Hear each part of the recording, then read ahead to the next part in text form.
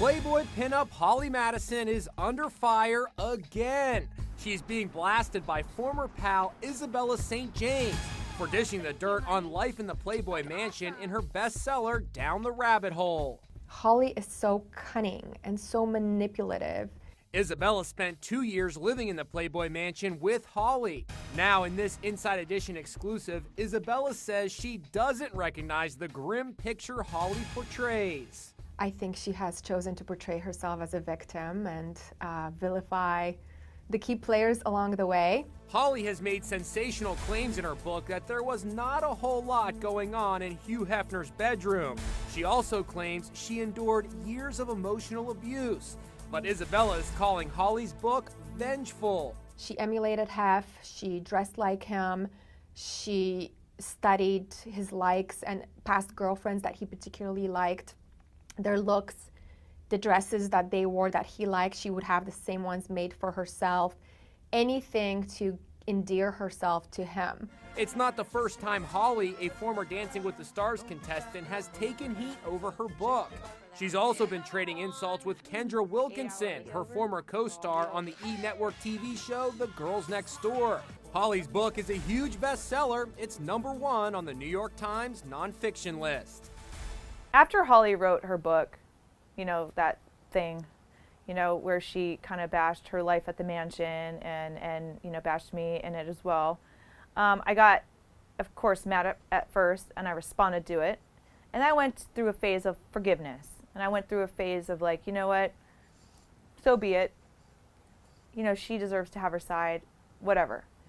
And now, today, when I see that she's on the cover of People magazine saying she lived in fear while she was living at the mansion, that right there set me over the edge.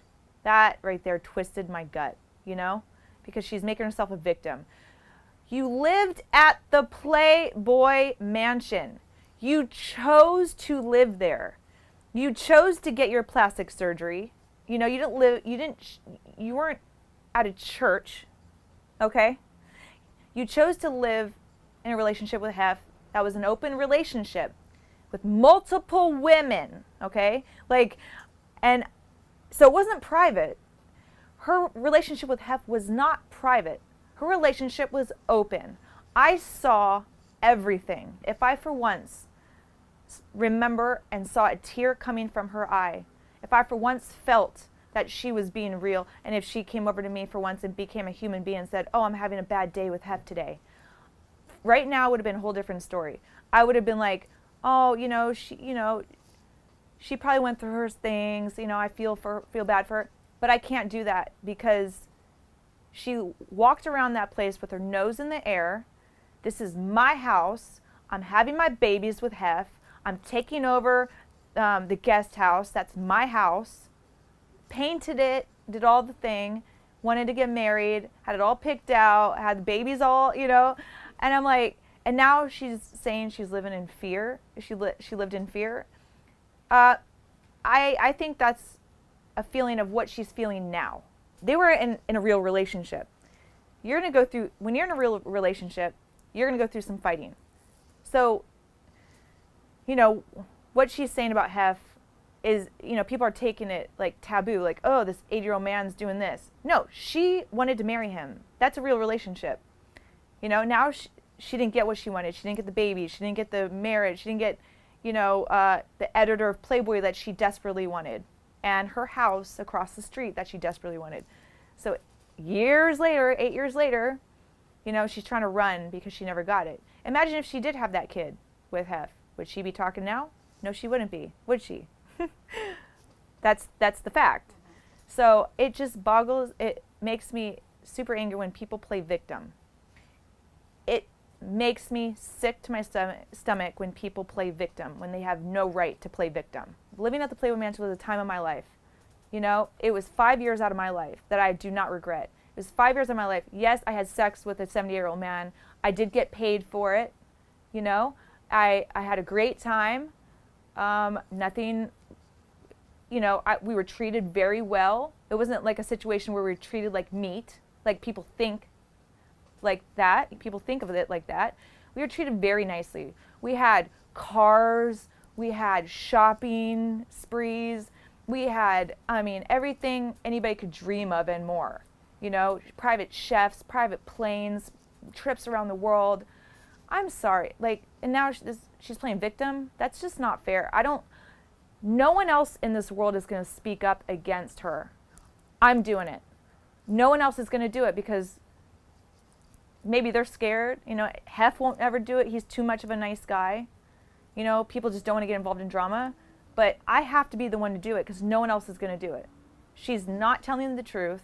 And this is, you know, I have to be the one to speak up. To be like Marilyn Monroe or someone exciting like that, I wanted to go to Hollywood and make it and have a life full of adventure.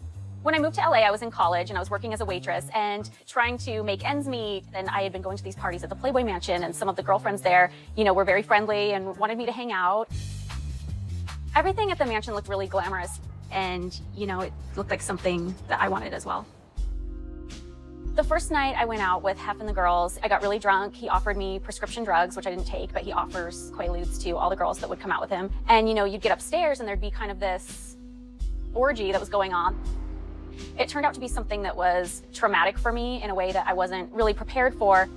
When I chose to move into the mansion, I felt like it would be this temporary thing. I would get back up on my feet, and the first few people I told, they judged me really harshly, and, you know, everybody assumes that you're some kind of prostitute or something, and I just felt really ashamed of the choice I made.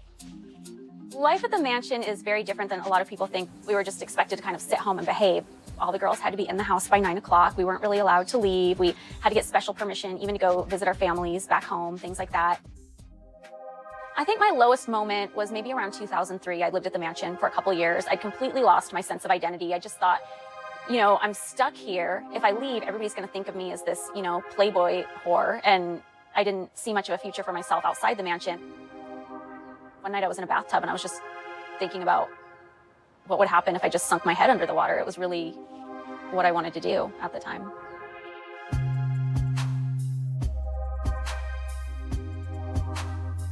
I was really inspired to tell my story because over the years since I left the mansion, I would meet fans who would ask me if I missed the mansion and wasn't it so fun and wasn't it so great. So it's very important for me to show people what things were really like. For years, I always thought that I was unhappy at the mansion because of the other girls. And as the years went by, I started to notice more and more that it was really Hef manipulating the situation. You know, he wanted to feel special. He wanted to feel fought over. But really, he was just really controlling. He wanted to appear that, you know, he had these 7 girls who were devoted to him. And I convinced myself that I was in love with him because I'd invested so much of myself in this situation. But of course, over the years, I became a little more wise to what was really going on. Mr. Hefner right here, ladies. Everyone.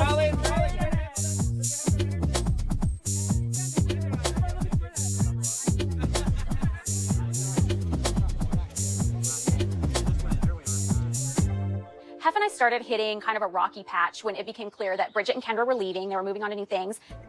I just had enough and just had realized all the delusions I'd been under and that this was no longer the life for me. And the whole thing kind of came to a bizarre peak when I went into Hef's room to pack up the remainder of my things. And I found on my side of the bed a folder that he left out. And in his will, he left me $3 million. It was very clear to me that he left that out for me to see because he was hoping it would change my mind and get me to stay. But it just kind of disgusted me more than anything because all he can do is say, oh, here, I'm going to throw you some money to get you to stay. It just